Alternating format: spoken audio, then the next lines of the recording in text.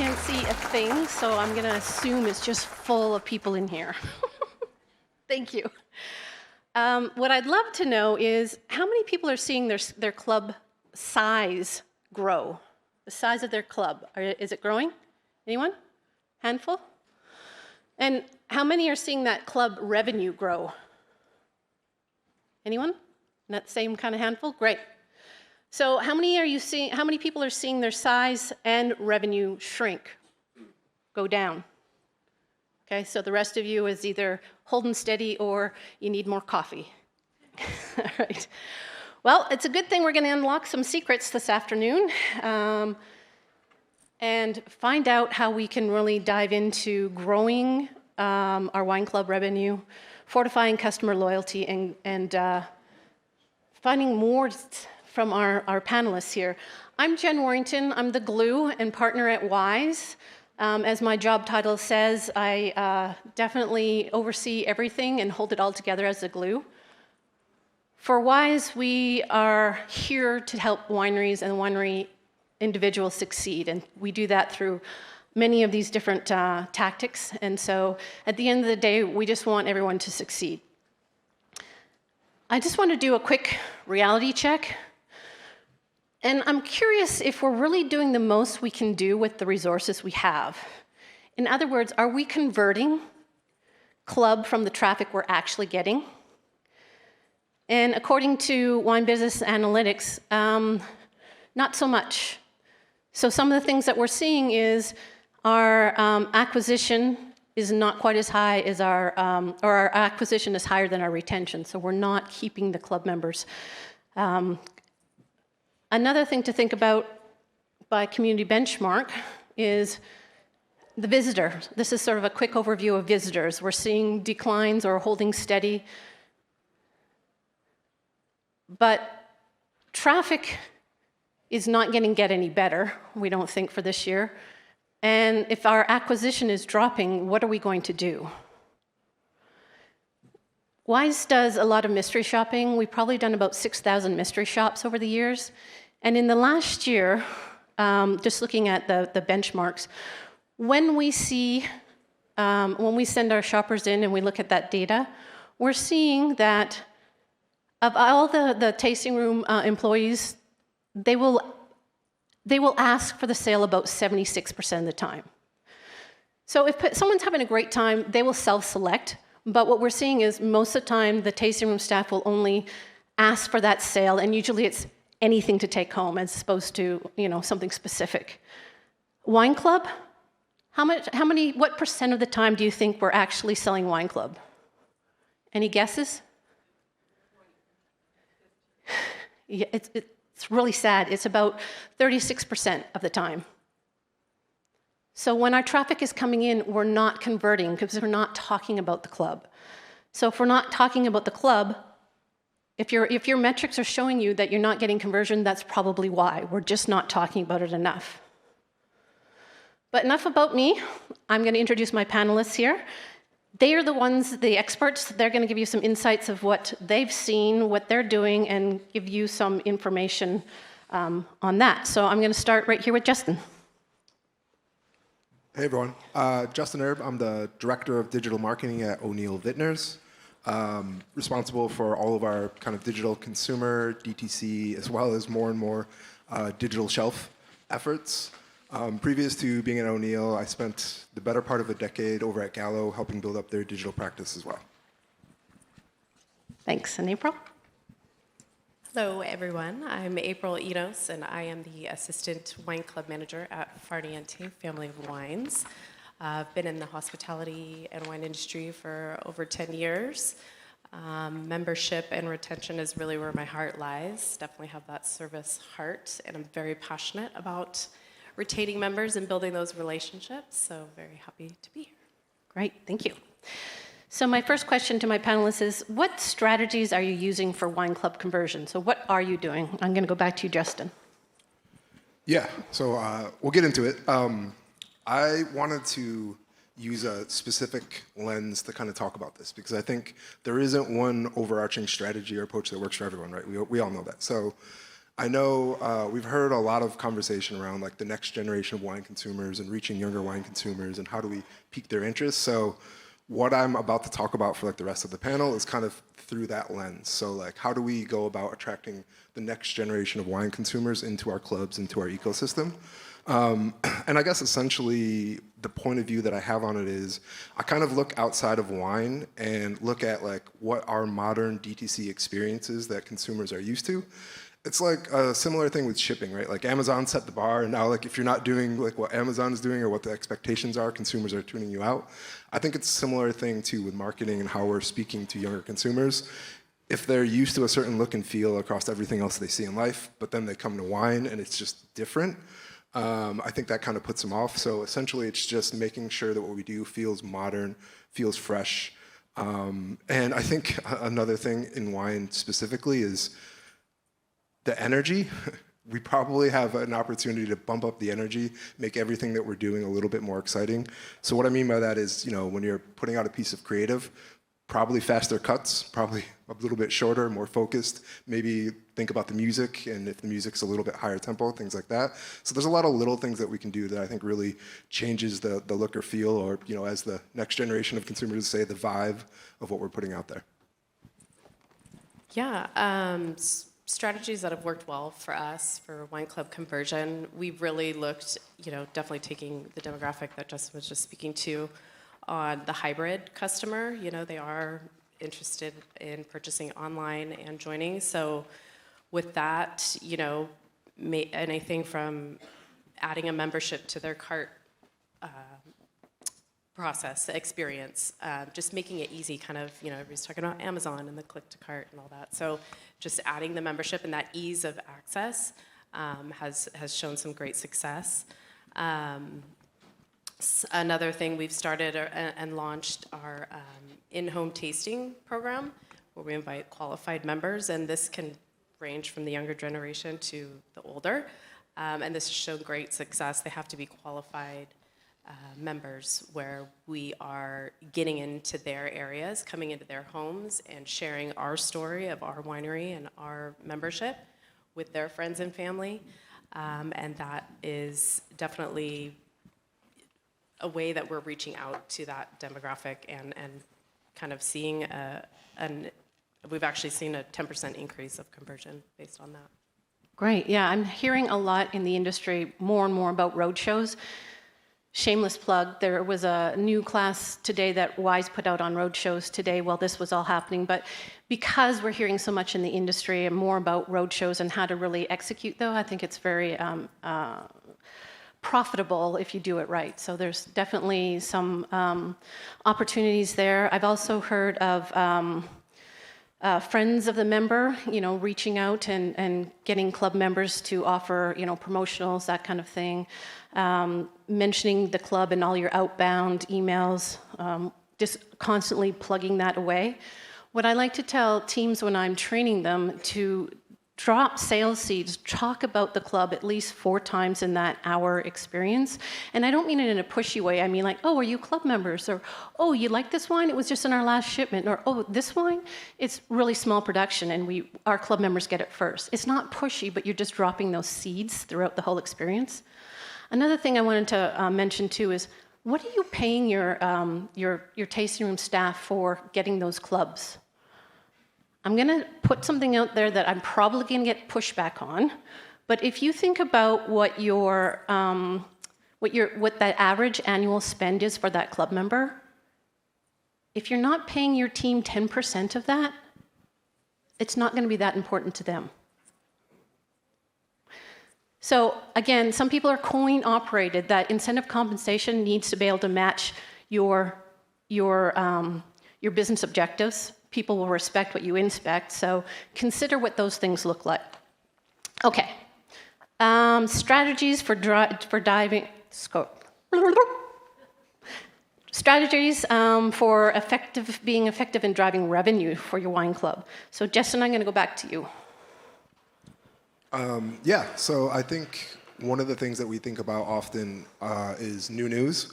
And I think part of it is within wine, typically we would think about product as being the new news, and like it is, and that's important obviously, but What else are you doing or saying as a way to engage consumers in new and different ways? One example that we had that was a fun project for sure is one of our brands is Intercept, which is a partnership with Charles Woodson, the former NFL player. And we found out he was doing a 30 for 30 on ESPN with Tom Brady. And we're like, oh, well, I wish we would have known about this sooner, but like, what can we do? So that was just one example where all we did is just a label change, kind of leaning into the moment. And we called the brand Fumble for a week and just made some of that. But when we put that out there, like it sold out so fast. And then part of it is, I think, especially with young consumers, they're just used to, I think, that's kind of like drop culture. Like, what is the new thing that's dropping that you're trying to get? And as much as you can figure out how to program around that, I think it'll just help you engage your base and stay more relevant to them. Another thing that works really well for us is partnerships. So O'Neill, we're a B Corp company, so we're always looking for different B Corp companies as well. And I think the thing that I've realized is brands in general are just starved for content in a lot of ways. So it's a win-win in the fact that, you know, you share audiences and you can do something simple. It almost doesn't matter, but, you know, just running CRM campaigns or social campaigns as kind of a partnership or like a giveaway or anything like that can be really easy to do. And we usually do a couple of them a month at this point, and they always surprise me with how many emails and new sales and stuff that we get from it. Awesome. So we all don't have to have a budget for Snoop Dogg then, for influencers. Good to know, right? April? Yeah, so I'll speak to more of, you know, Farniente's kind of that established brand. We've had a long standing history in the Valley here. And with our membership and our tenured members, we are just trying to find new ways to meet them where they're at. We definitely have, you know, which is on theme through this whole symposium, have implemented Red Chirp and communication plans for those members that, you know, are new to that communication style, sending reminder texts to customize, highlighting a couple SKUs that may be, you know, on special or limited, implementing their opportunity to get them has definitely increased our revenue just on our shipment success rates. Shoulder shipments have been huge for us as well.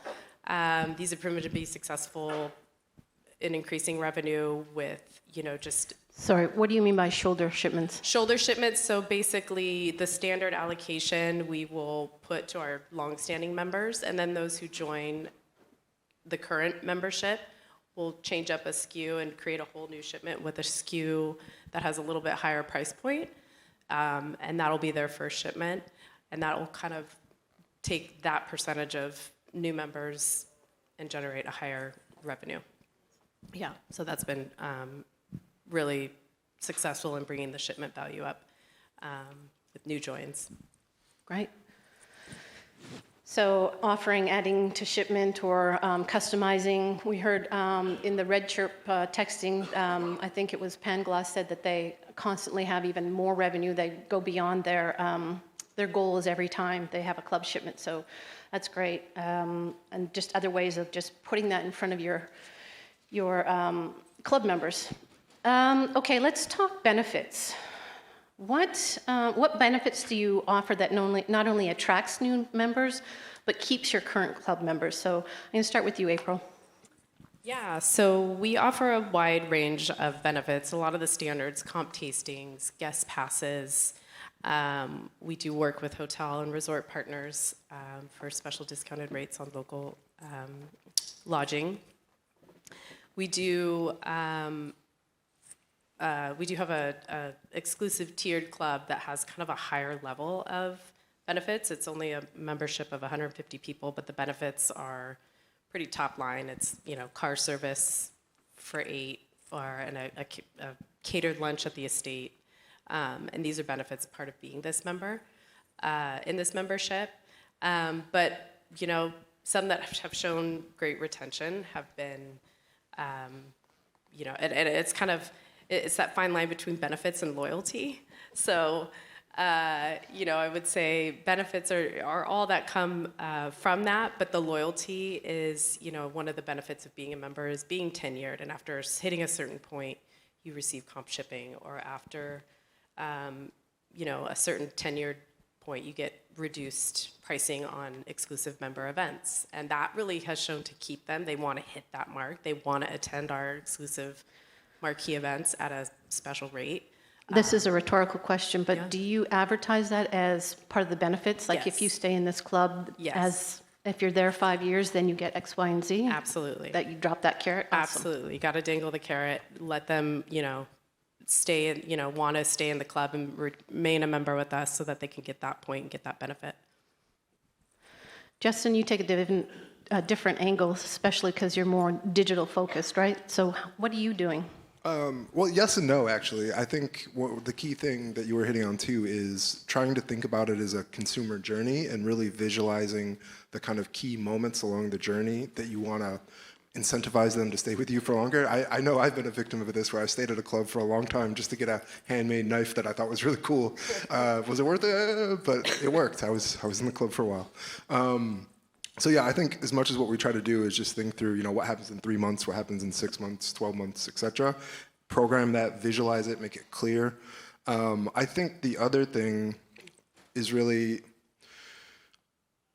trying to understand the benefits for somebody who doesn't live or access wine country, and especially like how do you think through, if you really deconstruct a lot of the wine club programs, they're pretty similar, right? Like you're gonna get access to exclusive wine, you're gonna get a price discount, but then a lot of the other benefits are really geared towards if you come to the winery and everything that happens there, which is all cool and awesome. But if you live in Texas or Florida or wherever, there's a lot of wine drinkers and it doesn't really add any value to them. So I think it's one of the biggest opportunities, and honestly, we're still working through like what those tiers or benefits or offers looks like. I think COVID kind of laid a blueprint for a lot of this stuff. I think we adapted to doing live tastings and we were thinking outside the box, and then it feels like it just stopped.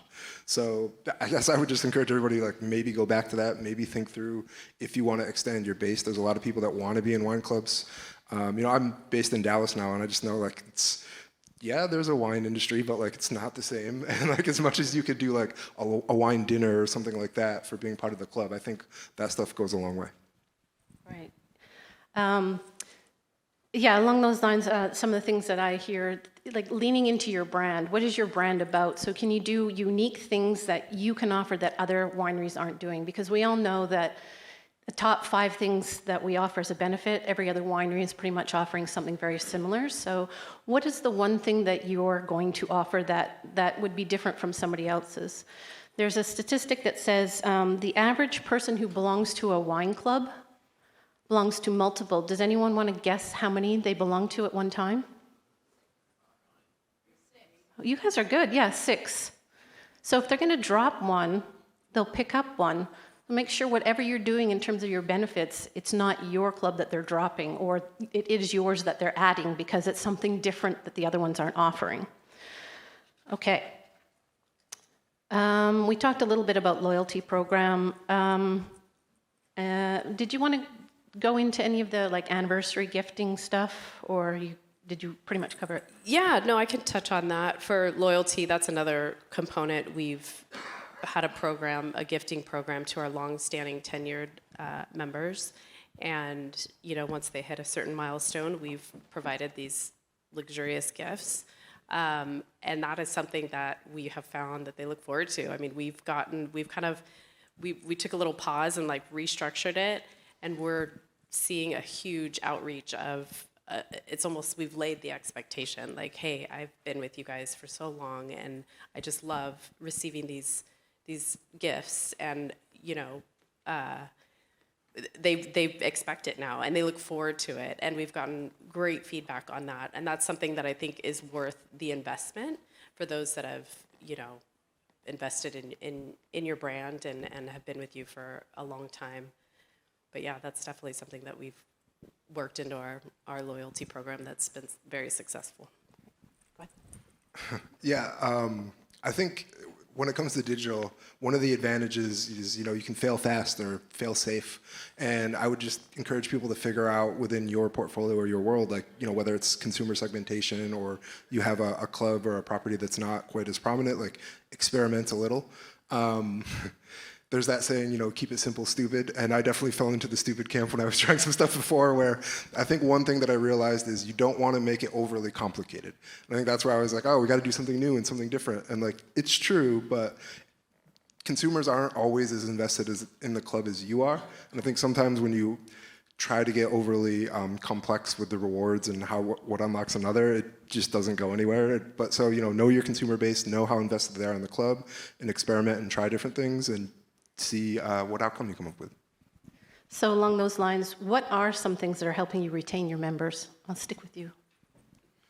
Yeah, I mean, I don't think it's necessarily anything too shocking. Flexibility, customization, making sure that you offer that and you enable that. I think ease of use is another key principle.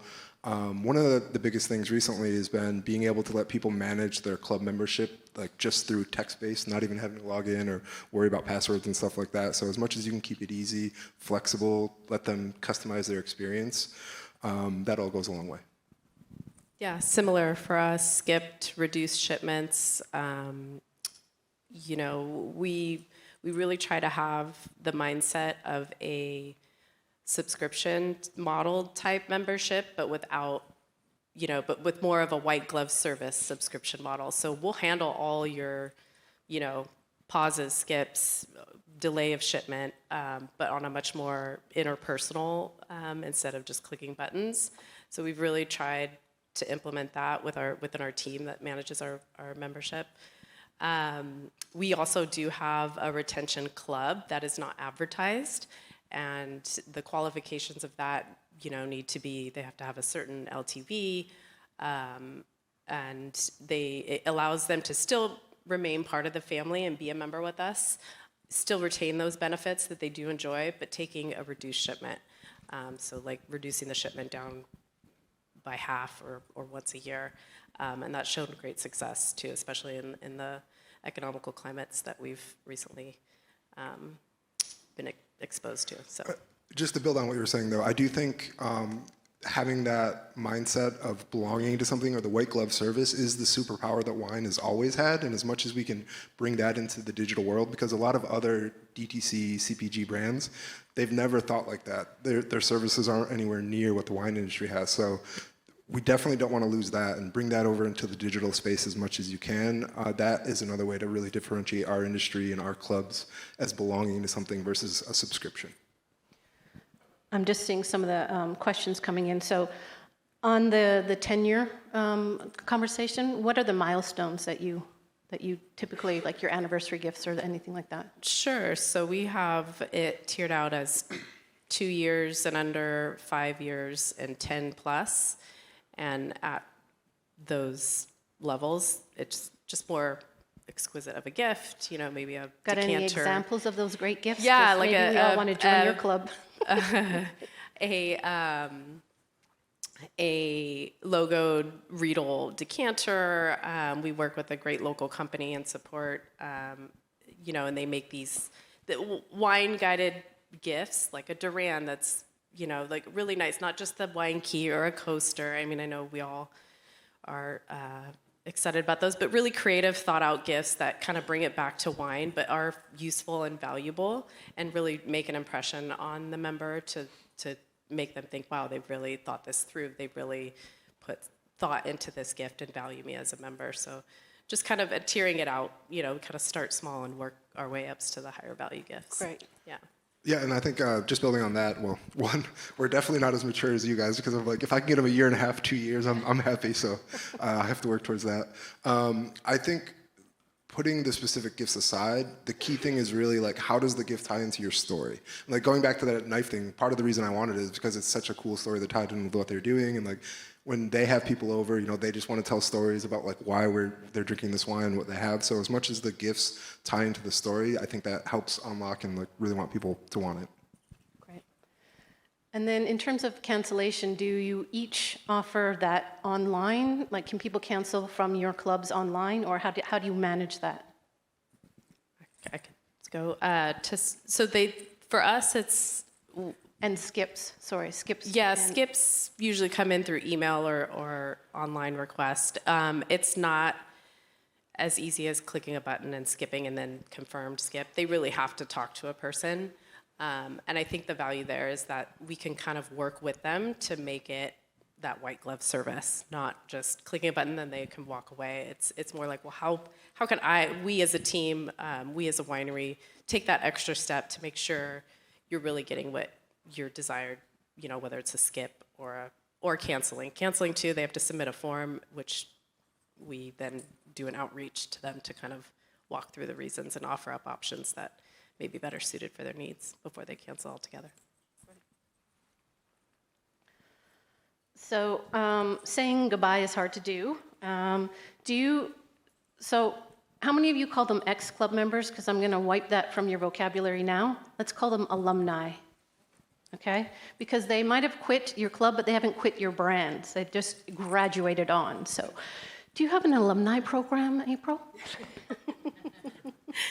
We do not have an alumni program, but we do frequently do alumni campaigns. So we'll use analytics, we'll use some data-driven, technologies to pinpoint who those customers are, who those alumni members are, and really reach out with an exclusive offer to win them back. That is what typically an alumni program would be for us. Something we do offer as well is we're seeing a lot of the boomer generation kind of phase out of their wine consumption. So as an option of just canceling, and I hate to hear this when they call and say, I'm just not going to live long enough to drink all this wine that I've collected from you. It just breaks my heart. So, and this has come up within our team, the idea of, maybe this is something you can pass down to your kids, the membership. We're happy to transfer the membership into their name. They'll keep your benefits, they'll keep your tenure, and you're still having that membership, but it's passed on to a new generation that values it and holds them in a great place to be. Right, they can still engage with you without having the wine, and or gifting it to other people, or that kind of thing. That's great. So in a perfect world, we're tracking all of our reasons for cancellations. What would you say we're all going to say too much wine, lost a job, health reasons, anything, like what bubbles to the top? Main reasons for us, too much wine and economic concerns, yeah. Okay. So, financial is pretty much the top two. Okay. All right, so we talked a little bit about technology, but what are you specifically using to either help with engagement, retention, sales? What are you using in terms of your technology for your club? I'm going to start with you, Justin. This is a very controversial topic in some sense, so I will speak to it delicately. I think at a high level, there's essentially two routes you can go, right? There's the all-inclusive solution that does everything, and then there's building a tech stack or thinking through like how do different platforms connect and integrate together. I don't think that there's a perfect answer, and again, I don't think there's one size fit all. When I reference going for modern DTC experiences, I think that lives within the world of Shopify. I think Klaviyo is an excellent CRM solution, and they integrate really well together. So for me, the core is built around Shopify and Klaviyo, and then looking through solutions and providers that plug into that ecosystem is how we kind of put it together. I would say 3 years ago, I don't think it was a viable route to really go down that way, but it's caught up a lot. Shopify is heavily invested in the wine industry. They have a wine division. And I think that there's more and more specific solution providers that are building just for wine, and they've gotten really good really fast. Now, if you do go that route, what I would say is if food is really important to your business and the experience, that might be a sticking point still. I haven't necessarily found a perfect solution in that direction, but I'm looking. I think I'm close, but I haven't solved that yet. But in my world, food isn't that important to what we do, so that hasn't really been an issue yet. I think on the other side, if you're not really heavily invested in digital or have digital native experts in your team, it makes a lot of sense to go that direction. Those solutions work perfectly well in a lot of ways, and I think in terms of the classic tasting room experience, they still understand that world better than anybody else. So you have a couple of different directions and choices you can make. That's just why I went the way that I went, but again, you can make it work anyway, and hopefully that was as political as I can possibly answer the question. One size does not fit all, we get that. April, what are you using to manage your wine clubs? So Redshirt, of course, has been integral technology component for us to just communicate.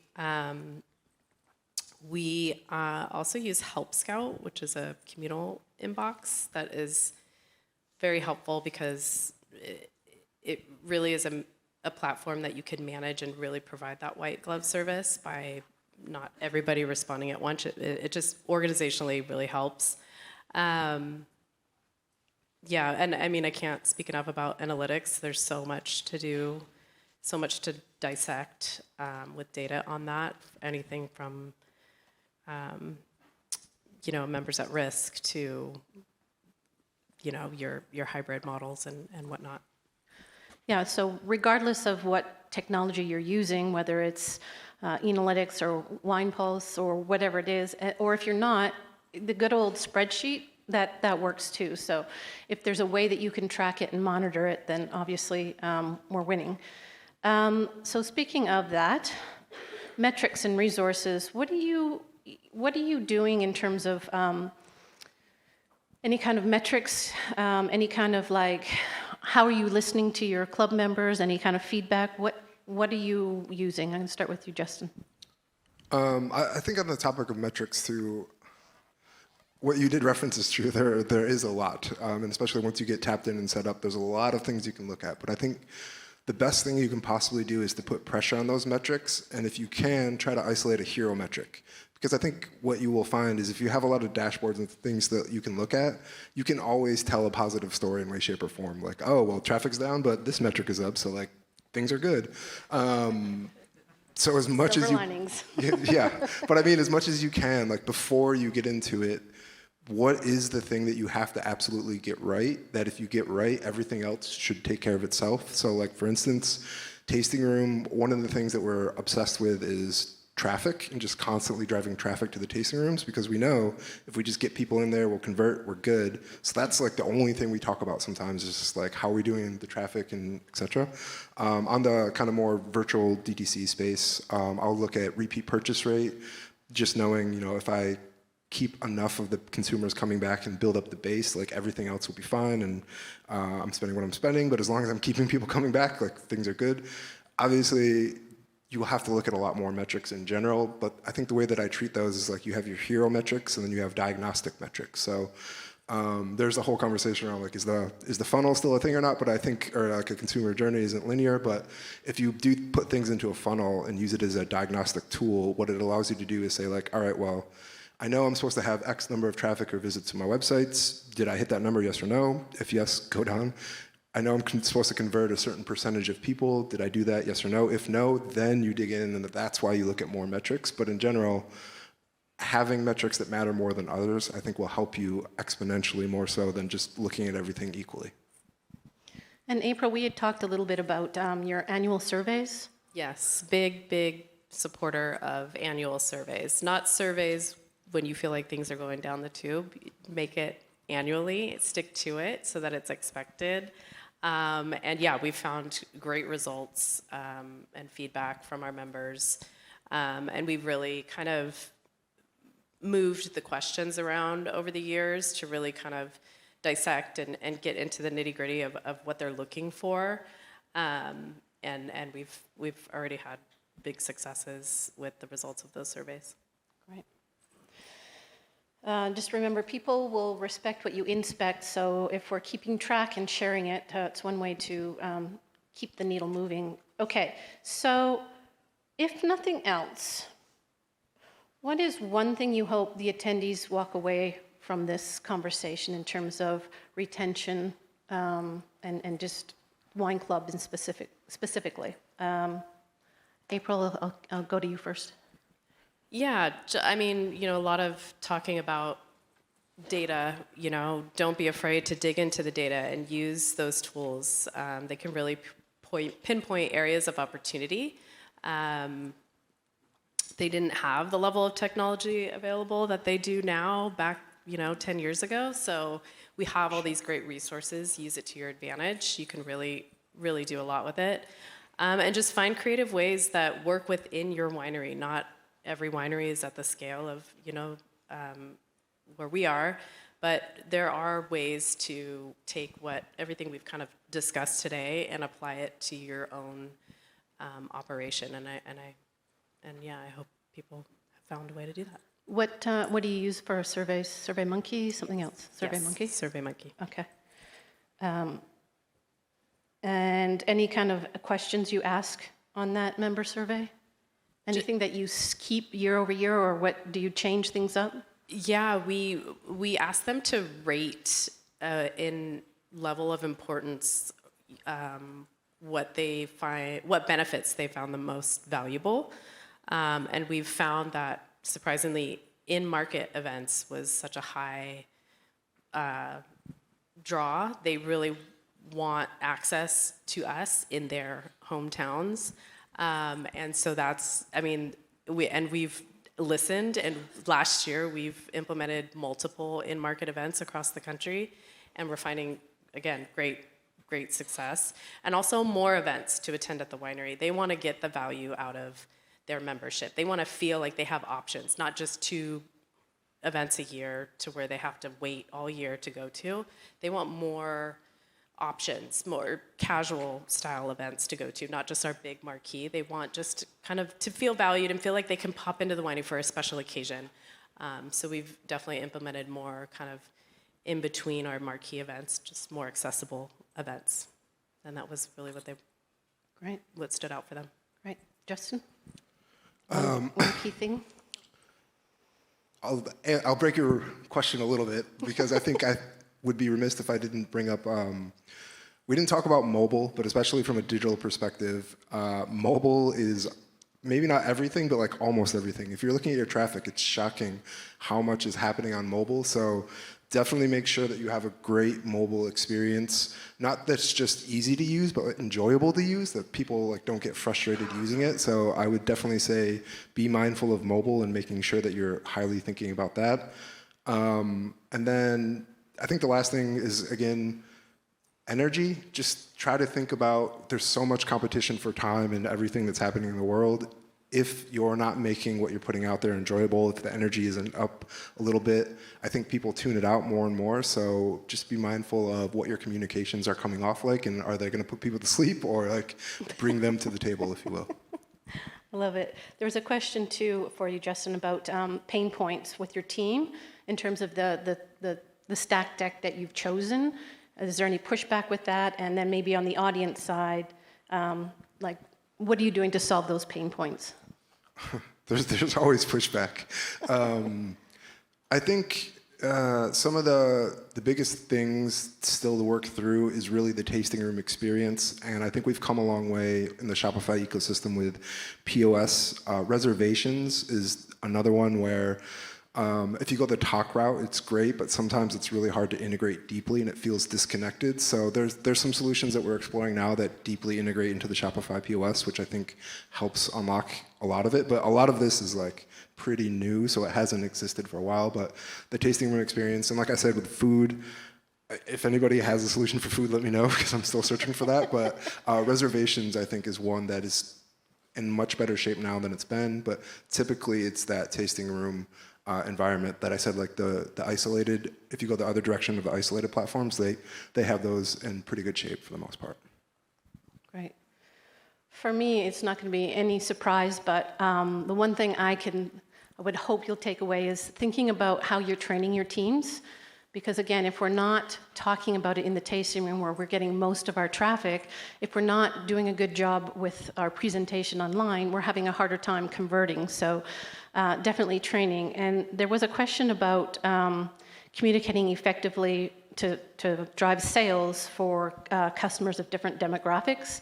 For me, it's always about the platinum rule. So if the golden rule is do unto others as you would want done unto yourself, in hospitality, that's just not good enough. It's the platinum rule, which is do unto others as they would want done unto them. And the only way we can find out what they want is to be asking enough questions. So regardless of the demographics, if we're asking enough questions, and it's not just presentation monologue, but it's actually a conversation, we can find out more about our guests and be able to tell them, oh, you're interested in this? Well, and then you pull from your portfolio the benefits or the wines or the things that would match with that particular guest. So that's my 2 cents worth. Do either of you have any comments or anything about in terms of training the teams? What you're doing? I'm putting you on the spot now. These are just questions coming up. Okay. You say no. Okay, I'm going to go back to the questions coming in. What is the spend threshold for your in-home tastings? What, the spending threshold? Yeah. Currently, I think it's a minimum of, it ranges from 15 to 30 grand. Yeah. Yeah. And again, this is going to be different for different brands. So, Right. you know, their price point on their Yes. bottles are not every day. So that, yeah. And they have to be qualified. Like we just Right. don't, they have to be longtime members. They have to, you know, things like history of corporate gifting. We've done corporate gifting with them for a long time. So we know that they're the spend customer or member. There's certain things that we look at before we enter into their home to present our wines. Great. There's a lot of questions, so I'm looking for the most popular ones. To acquire new members, are you shifting your club tiers or adding new ones to navigate through? This jumps around, sorry. Are you switching up your tiers or your clubs in order to keep members? What do you mean by that? Like switching up tiers? So the question is, it would stop moving. Are you shifting your club tiers or adding new ones to navigate through the time of people drinking less or aging out? No, not currently. Like I mentioned before, some are adding a subscription model to their tiered clubs. We're more taking that subscription model experience and plugging it into our existing clubs where we're delivering the expectations and the needs and the ease of, we're kind of meeting them where they're at. We're starting there.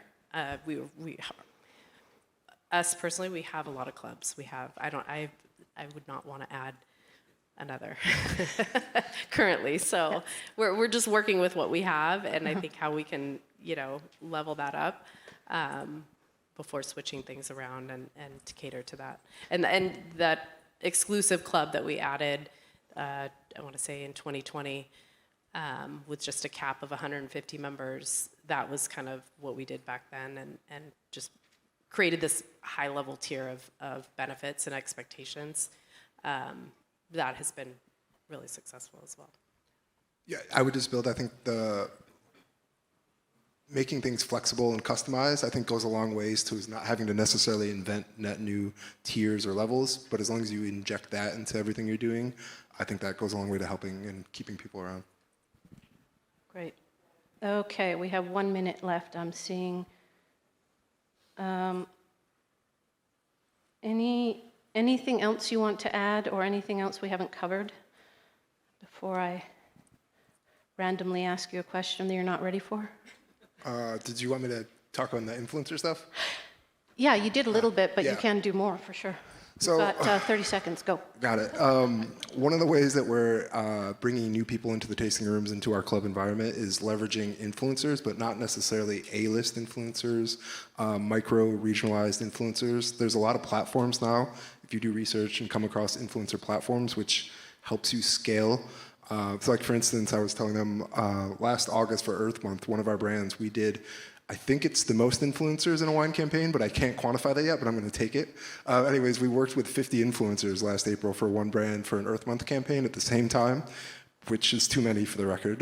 10 is a good number, but using platforms like that, it really helps you get regional, get fast, you generate a lot of content, and I think it gives you a different voice. And in some ways, you can almost like reverse engineer your marketing to see what they're picking up on, because you give them a couple things to talk about, and you will be surprised sometimes at what they gravitate towards as they want to tell their audience your story. So that's just been another thing that we've had a lot of success with recently too. Nice job.